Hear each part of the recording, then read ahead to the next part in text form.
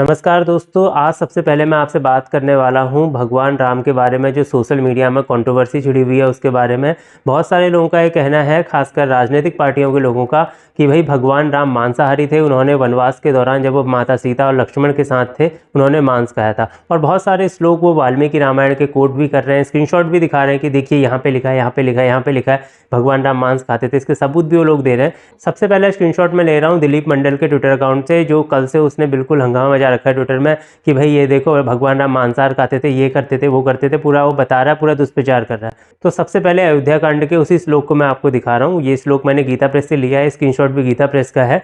आप देख सकते हैं श्लोक के नीचे उसका अर्थ जो लिखा है वो लिखा हुआ है कि वहाँ उन दोनों भाइयों ने मृगया विनोद के लिए वाराह, ऋष्य, पृषद और महारू इन 4 महामृगों पर बाणों से प्रहार किया। तत्पश्चात जब उन्हें भूख लगी तब पवित्र कंदमूल आदि लेकर सायंकाल के समय ठहरने के लिए माता सीता के साथ एक वृक्ष के नीचे चले गए। अब यहाँ पे 2 बातें सोचने की हैं कि भाई अगर भगवान राम ने मृगों को मारा है ऊपर, तो खाने के लिए वो कंदमूल फल क्यों खा रहे हैं? सोचने वाली बात है या नहीं है? हाँ या ना, आप बताओ कमेंट में।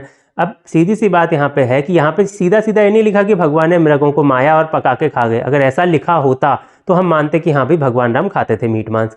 लेकिन आप यहाँ पे देख सकते हैं सबसे पहली लाइन में क्या लिखा है, तौ तत्र हत्वा चतुरो महामृगान।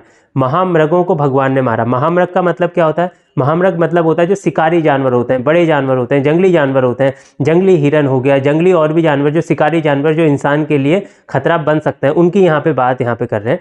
तो भगवान ने ऐसे 4 महामृगों का वध किया था, यानी कि अपनी रक्षा के लिए, माता सीता और लक्ष्मण की रक्षा के लिए भगवान ने 4 महामृगों को मारा था। ऐसा नहीं है कि मृगों को ऐसे चलते फिरते कोई मृग चल रहा है उसको भाई बाण मार दिया, ऐसा नहीं किया है। और अगर ऐसा करते भगवान कि भाई अपने खाने के लिए अगर मारना होता भगवान को, तो भाई उसे खाते भी ना। अगली लाइन में आप देख सकते हैं यहाँ पे लिखा ही हुआ है कि भाई तत्पश्चात जब उन्हें भूख लगी तब पवित्र कंदमूल आदि लेकर सायंकाल के समय ठहरने के लिए एक वृक्ष के नीचे चले गए माता सीता को लेके। तो आप खुद ही समझ सकते हैं यहाँ पे कि भाई कितना तगड़ा ये लोग प्रोपेगेंडा चलाते हैं कि भाई भगवान राम को बदनाम करने के लिए, जबकि साफ साफ लिखा है कि भगवान ने कंद मूल फल खाए थे और महामृगों को मारा, जंगली जानवरों को मारा भगवान ने, और उसके बाद कंदमूल फल खाए उन्होंने। सीधा सा यहाँ पे बात कही गई है।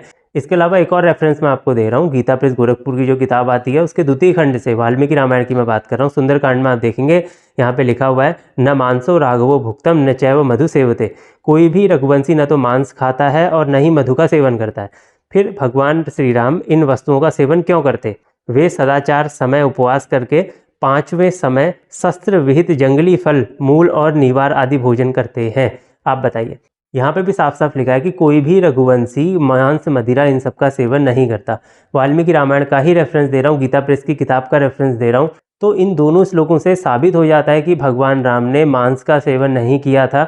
ये बात क्लियर कट। और दूसरी बात तो यहाँ सोचने की है ही नहीं कि भाई भगवान श्री राम को मर्यादा पुरुषोत्तम कहा जाता है। मर्यादा का जिन्होंने अच्छे तरीके से पालन किया वो है मर्यादा पुरुषोत्तम श्री राम। अब उन पे अगर कोई मांस भक्षण करने का आरोप लगाता है तो उससे बड़ा बेवकूफ़ कौन हो सकता है?